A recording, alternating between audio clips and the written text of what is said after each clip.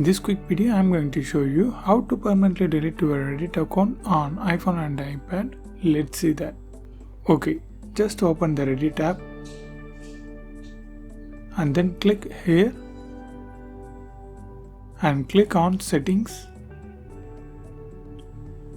and scroll down to the end. Then open Delete Account, continue,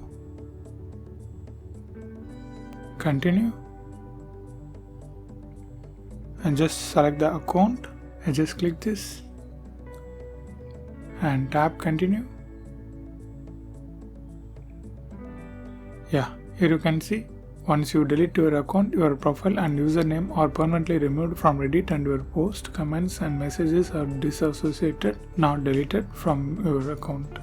Just tap as delete. It's just optional, just click continue.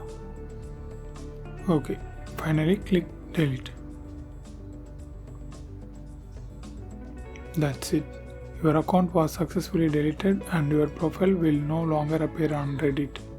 Okay, now it's gone. You can see it's just redirect to the sign up page.